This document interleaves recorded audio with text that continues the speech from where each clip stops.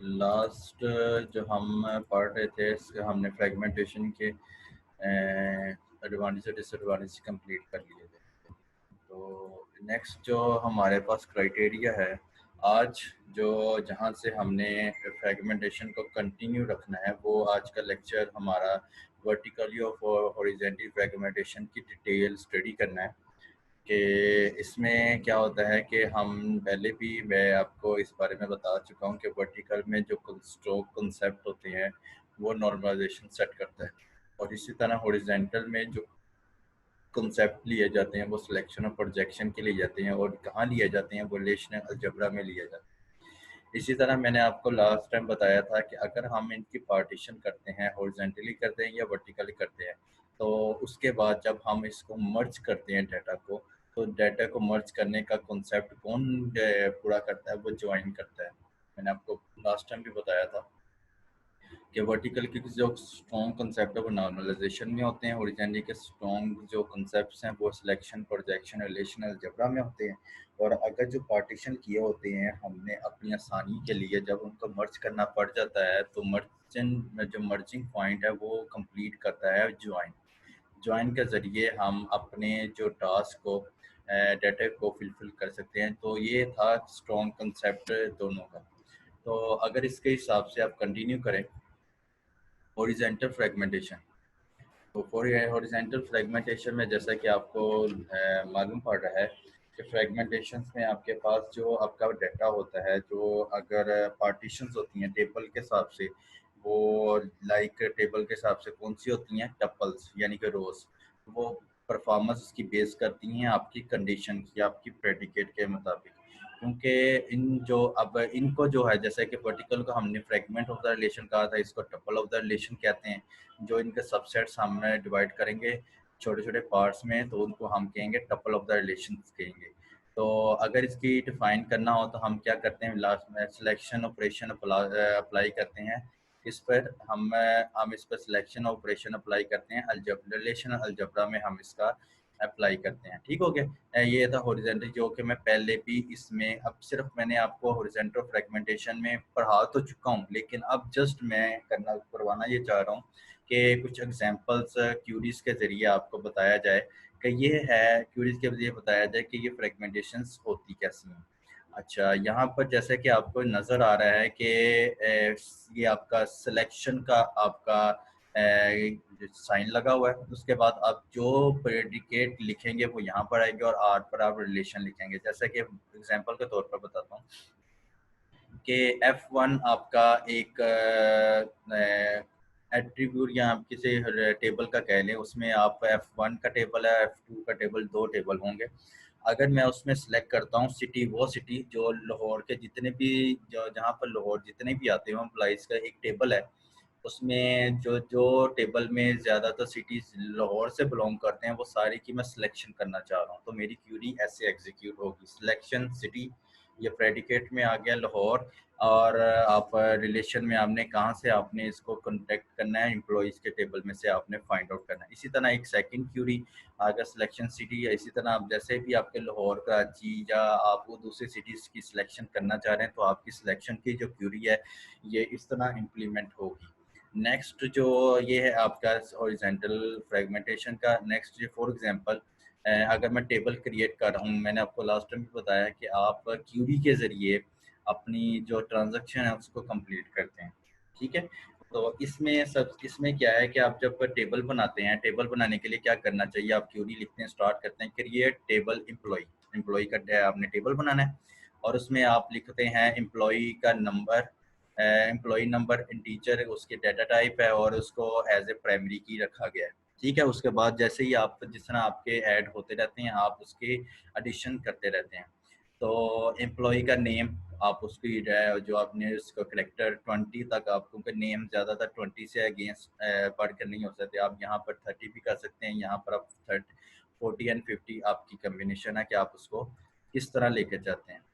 अच्छा, जो इसके साथ आपने लिखा हुआ है एम्प्लॉई नेम, आपने करेक्टर 20 तक लिए हुए हैं, और इसके साथ साथ आपने सिटी करेक्टर 20, और जो कि नॉट नल आपने उसका अगर डाटा टाइप लिख सैलरी इंटीजर, यानी कि इस तरह क्यूरी लिखी जाती है। आप सब लोग डेटाबेस में इसको पढ़ चुके हैं, तो इससे ना हो आपको पहले ही है। जैसे कि अगर मैं अब ये हमारे पास एट्रीब्यूट बन गया, यानी कि एम्प्लॉय का नंबर बन गया, और इसके साथ आपके पास जो इसके साथ एम्प्लॉय का नेम आ गया, और सिटी का सिटी आ गया, और सैलरी आ गई। ये 4 एट्रीब्यूट यानी कि कॉलम बन गए।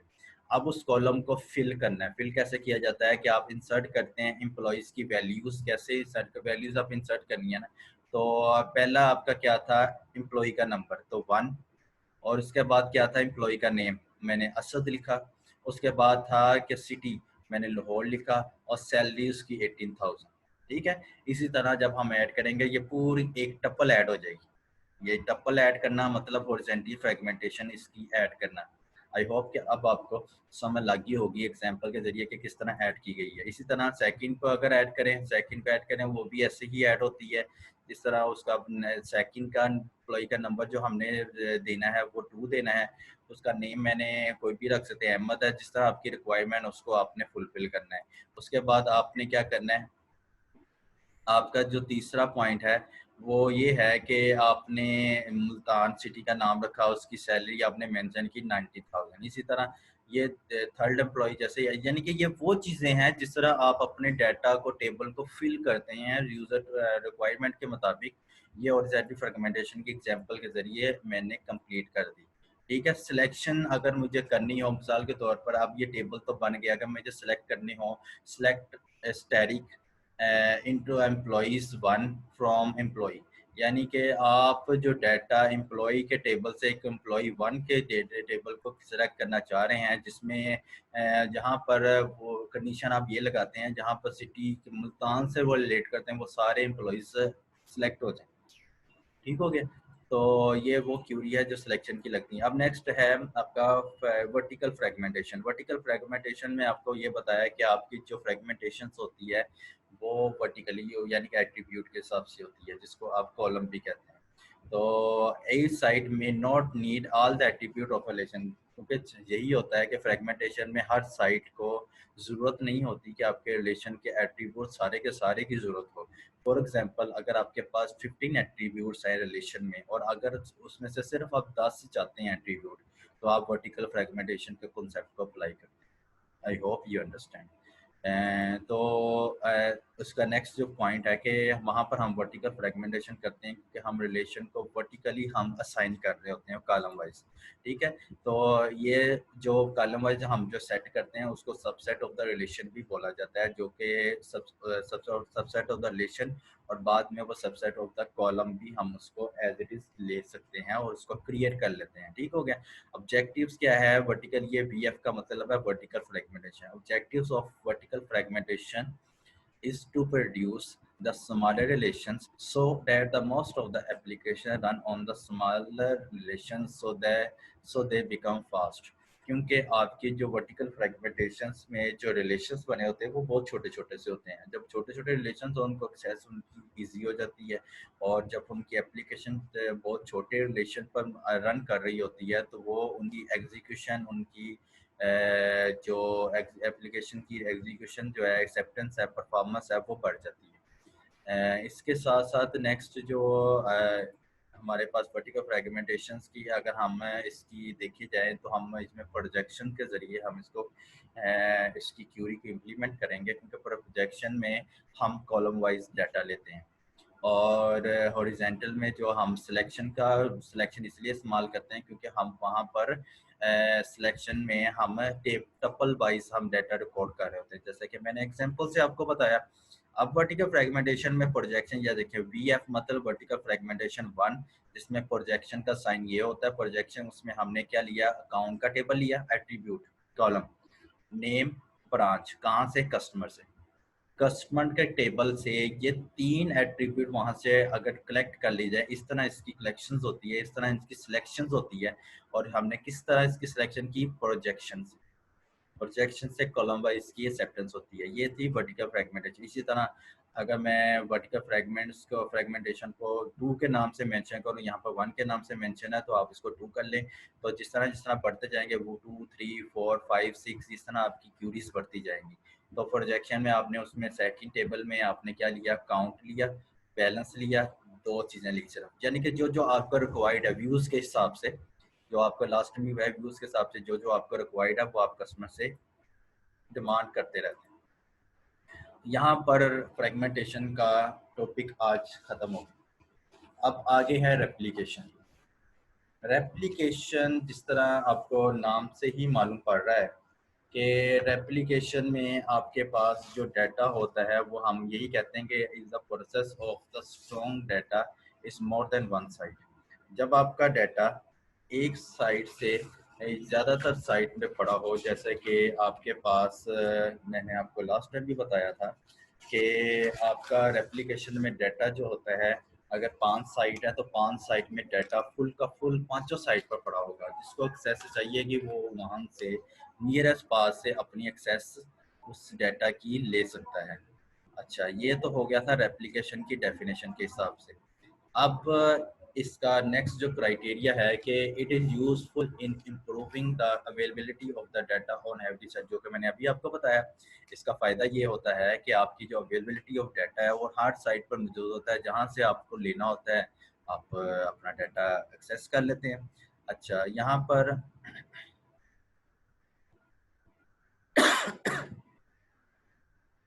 यहाँ पर आपके पास ये ऐसा कंसेप्ट होता है कि जिसमें रेप्लिकेशन में आपको ये 2 पॉइंट क्लियर हो गए, और तीसरा पॉइंट ये है कि अगर आप डाटा का कॉपी करते हैं, सिंपली अगर डाटा की एक डाटाबेस से कॉपी करते हैं एक सर्वर से और तो दूसरे सर्वर से, यानी कि it is simply copying the data from database one server to another server, एक सर्वर तो दूसरे सर्वर में जब डाटा बेस से आप डाटा को सिंपल कॉपी करते हैं, तो इससे ये होता है कि आपके तमाम यूज़र जो है आपके इनकंसिस्टेंसी के बगैर आपके डाटा को शेयर कर सकते हैं।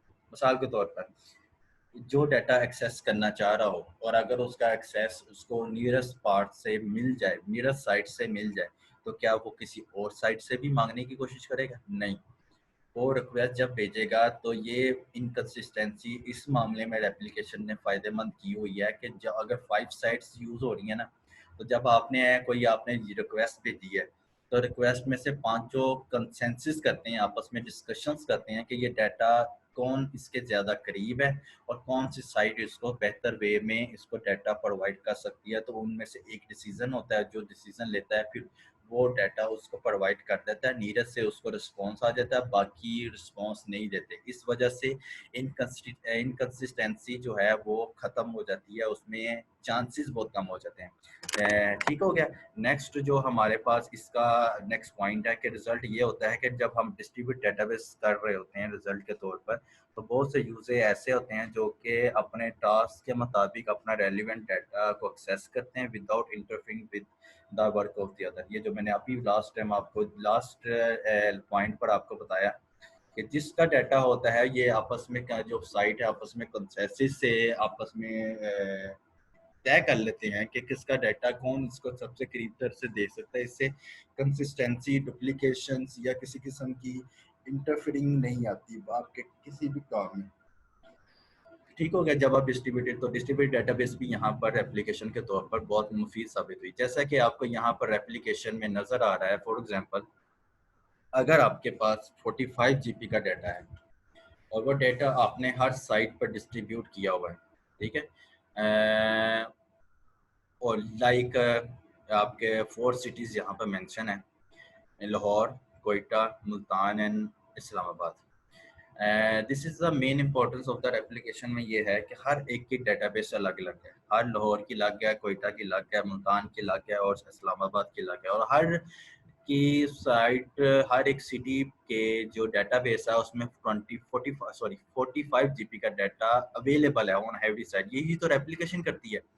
तो ये जो डाटा ऑन एवरी साइट पर मौजूद है, ये रेप्लिकेशन की मेन एग्जांपल है, जो कि मैंने आपको पिक्चर से भी आपको समझा दिया। I hope you understand. तो इस तरह कम्युनिकेशन होती है। जिस तरह अब लाहौर से अगर लाहौर के लोकल यूज़र जो अपना डाटा एक्सेस करना चाह रहे तो उसको लाहौर वाले ही एक्सेस देंगे, इसी तरह कोयटा वाले एक्सेस देंगे, मुल्तान वाले मुल्तान को एक्सेस देंगे, इस्लामाबाद को एक्सेस देंगे। तो डिस्ट्रीब्यूटर का रोल कदार आ गया, उसका भी आ गया। और दूसरी बात ये है कि मुल्तान ने अगर डाटा मांगा है तो वो कोयटा दे रहा हो, यानी कि एक डाटाबेस सिर्फ कोयटा के साथ हो तो सेंट्रलाइज हो जाता है वो, तो उससे भी बचत होगी कि आपके पास जो डाटा नियरेस्ट होगा उससे हम डाटा एक्सेस कर लेंगे और अपनी वर्किंग स्टार्ट करेंगे। बाकी जो है वो कहेंगे सही है जी, आपके पास डाटा था और आपसे ही पास से मांगा गया तो आप इसका आंसर दें।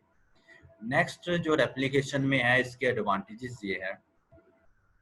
एडवांटेजेस में ये आता है कि ये कंसिस्टेंसी कॉपी ऑफ डाटा जो हर डेटाबेस की नोड्स पर मौजूद होता है, जिससे कंसिस्टेंसी कॉपी ऑफ डाटा करने में किसी किस्म की परेशानी नहीं आती। सेकंड पर ये है कि आपके डाटा की अवेलेबिलिटी बढ़ जाती है। थर्ड पर ये है कि आपके रिलायबिलिटी जो डाटा है वो डाटा एप्लीकेशन के ज़रिए वो भी बढ़ जाती है। एक चीज़ consistency copy of data provide करती है तमाम डाटाबेस नोड्स की तरफ जो किनारे हैं, और अवेलेबिलिटी ऑफ डाटा बढ़ जाती है, और इसके साथ रिलायबिलिटी भी बढ़ जाती है, जो कि मैंने कल आपको रिलायबिलिटी का बताया था कि वो पार्ट जो यूज़र आए उसकी रिक्वायरमेंट आए वो सारी फुलफिल होती हैं, उसको रिलायबल बोलते हैं। ठीक हो गया।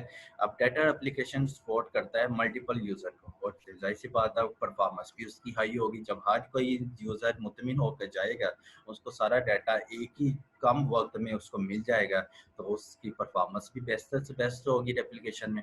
अब एप्लीकेशन में जो नेक्स्ट पॉइंट है कि अगर किसी किस्म की रिडंडेंसी या डुप्लीकेशन हम रिमूव करते हैं तो क्या करते हैं, डाटाबेस मर्ज होती है और स्टोर डाटाबेस जो है अपडेटेड हो जाती है। आउटडेटेड जो है इनकम्प्लीट डाटा जितनी भी पड़ी होती है वो सारी की सारी जो रिडंडेंसी है, अगर किसी किस्म की आती है या किसी किस्म की डुप्लीकेशन आ जाती है, वो रिमूव कर देता है आपको किसी डाटा को। तो आप क्या करते हैं कि बाकी के जो जितने भी डाटाबेस हैं वो अपने डाटाबेस को स्टोर किया होता है, वो मर्ज होते हैं और अपने डाटाबेस को अपडेटेड कर देते हैं।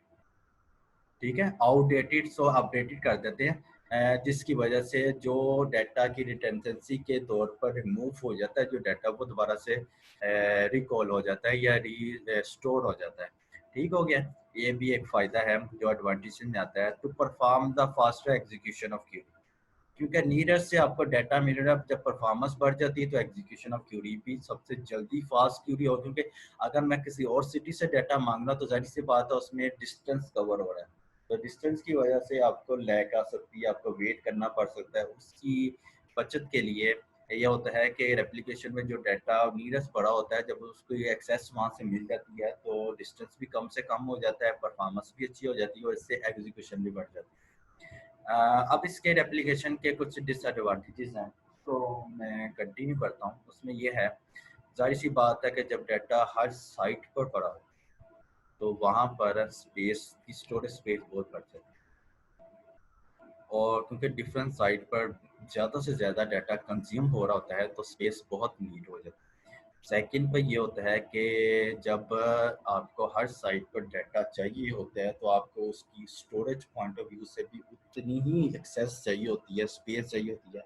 जितनी स्टोरेज स्पेस आप बढ़ाएंगे आपका कॉस्ट बढ़ती चली जाएगी, तो एक्सपेंसिव होता जाता है। जब डिफरेंट साइट्स जो है या तो अपडेटेड मांगे, अपडेट होना चाहें, तब भी ये केस आ सकता है। ठीक है, तो इस केस में भी आपके पास ये डिसएडवांटेजेस में दो पॉइंट है, एक तो स्पेस की और दूसरा एक्सपेंसिव की। जबकि स्टोरेज स्पेस जितना बढ़ता है बढ़ती चली जाएगी, यानी कि डाटा तो काउंट होता चला जाएगा, बढ़ता चला जाएगा, तो उससे ये होगा कि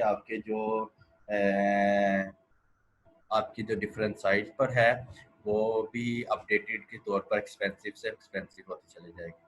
जब आप डाटा को कंसिस्टेंसी से मेंटेन करते हैं डिफरेंट साइट पर तो बहुत से कम्प्लेक्स मेजर्स को अपनाना पड़ता है, क्योंकि हर साइट पर आपको डाटा एक में अगर चेंजेस करते हैं तो जाहिर सी बात है हर साइट में उसको रखना पड़ेगा, क्योंकि साइट पर मैंने रेप्लिकेशन का कंसेप्ट ही आपको ये दिया और यही कंसेप्ट है कि हर साइट पर सारा का सारा डाटा पड़ा होता है। तो जब आप कोई चीज़ इनोवेशन लेके आते हैं या आपकी एक रिक्वायरमेंट आती है तो वो रिक्वायरमेंट आप सब में फिल करते हैं, चाहे वहाँ पर रिक्वायरमेंट आई हो या ना आई हो। ये था डिसएडवांटेजेस। अब रेप्लिकेशन की कुछ टाइप्स हैं। जिसको हम आज कंटिन्यू करेंगे, वो पहली जो टाइप है वो है सिंक्रोनस रेप्लिकेशन। अब सिंक्रोनस रेप्लिकेशन में ये होता है कि जो आपका रेप्लिका होता है, यानी कि रेप्लिका नकल कहते हैं, जो आप उसको अगर मॉडिफाइड करते हैं तो ये होता है कि अगर वो मॉडिफाइड रिलेशन में जो तब्दीली करना चाह रहे हैं वो फ़ौरन हो जाए, यानी कि आप जैसे ही आपने एग्जीक्यूट क्यूरी की और उसी वक्त इमीडिएटली उसका असर पड़ जाए, उसकी replica will be modified immediately after some changes, यानी कुछ चेंजेस करने के बाद उसका फ़ौरन उसका मॉडिफिकेशन का रिस्पॉन्स आ जाए, उसको सिंक्रोनस रेप्लिकेशन बोलते हैं।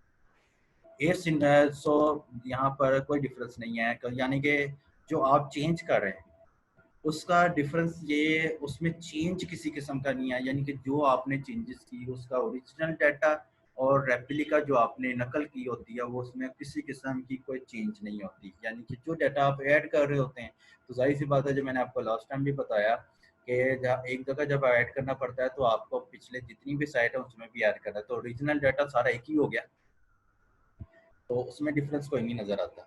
एसिंक्रोनस कम्युनिकेशन में ये होता है कि आपका जो रेप्लिका होता है वो मॉडिफाइड होता है after commit it find on the database, इजाज़त मिलती है तो ही होता है। एसिंक्रोनस में वेट करना पड़ जाता है ना। तो एसिंक्रोनस में आपके पास जो कम्युनिकेशंस होती है वो इस तरह होती है कि आप जो कमांड करते हैं, जैसे कि आपके पास जो कमिट होती है उसका मतलब ये होता है कि एसक्यूएल में, यानी कि कमांड जो है स्ट्रक्चर क्यूरी वो चेंज होती रहती है कि पम्मा साइट पर आपकी जो भी आप इजाज़त आपको मिलेगी आप उसके मुताबिक आप उसकी चेंजेस करते रहते हैं। ये थी आपके पास इसकी जो टाइप्स थी, सिंक्रोनस कम्युनिकेशन, सिंक्रोनस रेप्लिकेशंस, और सेकंड थी एसिंक्रोनस रेप्लिकेशंस।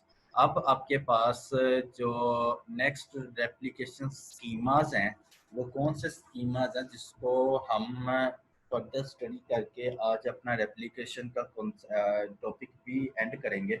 वो ये है, रेप्लिकेशन स्कीमा में एक होती है फुल रेप्लिकेशन और एक होती है नो रेप्लिकेशन सेकंड। सारे रेप्लिकेशन होती है कि पार्शियल रेप्लिकेशन, या तो आप रेप्लिकेशन करते ही हैं तो फुल करते हैं, या कोई रेप्लिकेशन नहीं होती, या कुछ हिस्सा रेप्लिकेट हो रहा होता है। बेसिकली जो सिंपली आप कह सकते हैं वो यही कह सकते हैं। अब वन बाय वन इसको देखते हैं। आपके पास फुल रेप्लिकेशन में स्कीमा में आपका डायग्राम इस तरह का बनता है कि जिसमें डेटाबेस अवेलेबल होता है हर साइट पर, ऑलमोस्ट हर साइट पर हो, उसको फुल रेप्लिकेशन कहते हैं।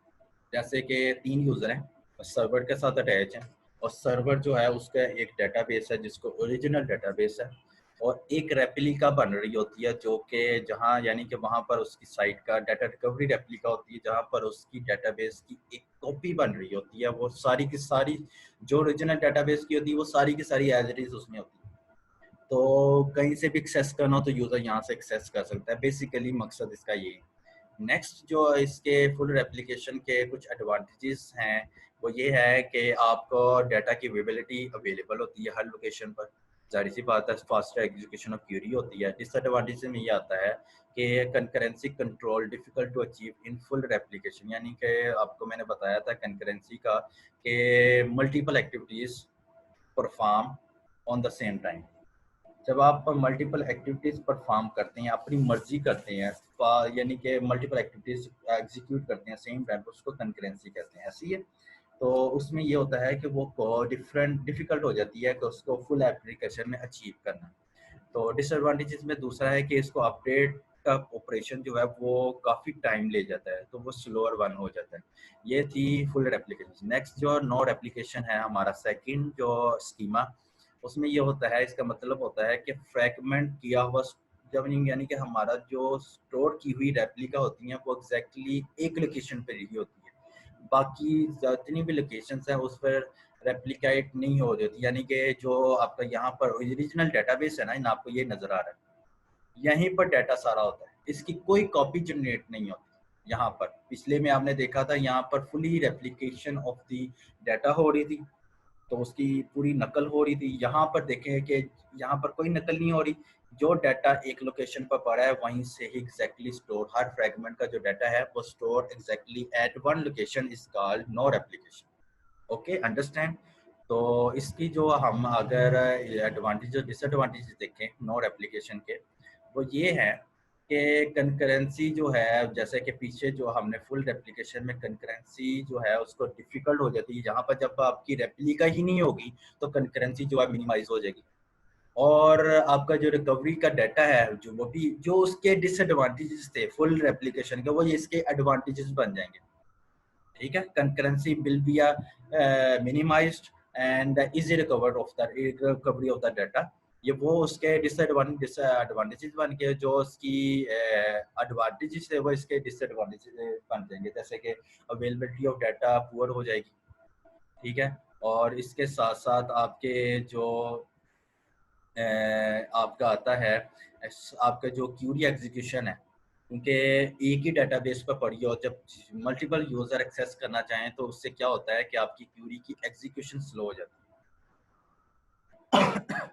तो ये कॉन्सेप्ट है डिसएडवांटेजेस के नोड एप्लीकेशन में, कि आपको अवेलेबिलिटी का आपका पुअर हो जाती है, और दूसरा आपके पास जो आपकी क्यूरी एग्जीक्यूशन है वो स्लो डाउन हो जाती है।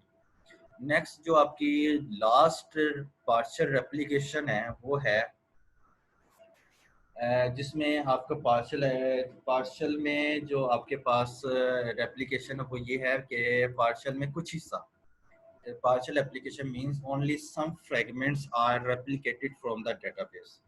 तो इसमें क्या होता है कि आपके पास इसका कुछ हिस्सा यहाँ पर आता है जिसकी बेस पर आप ये कह सकते हैं कि रेप्लिका कुछ कुछ पार्ट जो बहुत इंपॉर्टेंट है, जो लोकल वाइज में बार बार फ्रिक्वेंटली यूज हो रहा है, हम वो हिस्सा रख लें।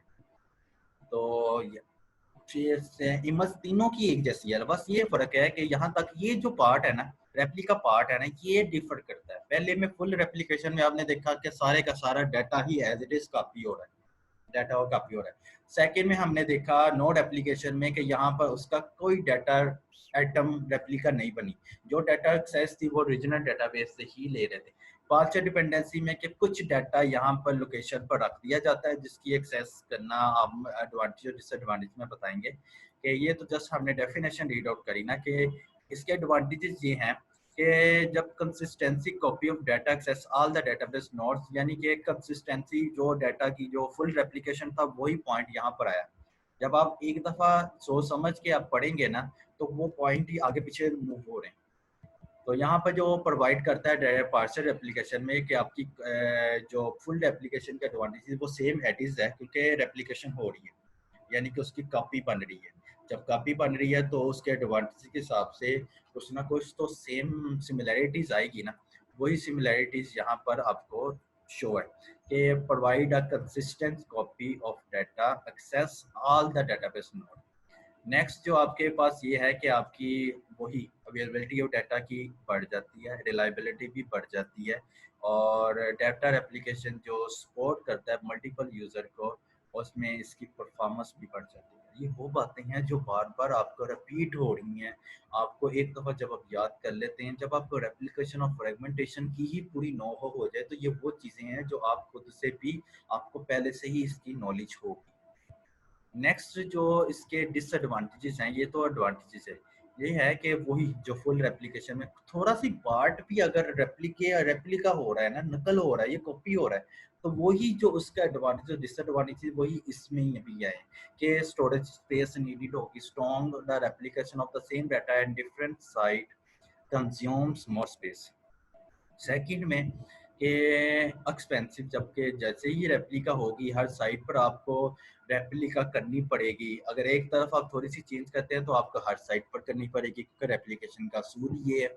जब करेंगे तो अगर आपको स्टोरेज स्पेस आपकी जैसे ही बढ़ती रहेगी, आपको उसके मुताबिक आपकी कॉस्ट भी बढ़ती चले जाएगी। ये थी। और उसके बाद ये है कि अगर आपको अपडेट करने की ज़रूरत पड़ गई, या उसको मेंटेन करने की ज़रूरत पड़ गई, या उसको अपडेट करने उसमें जो डिफरेंट साइट के जो इनकन्सिस्टेंसी को मेजर करना पड़ जाए, तो वहाँ पर बहुत ज़्यादा कम्प्लेक्स मेजर्स को फॉलो अप करना पड़ता है। ये थे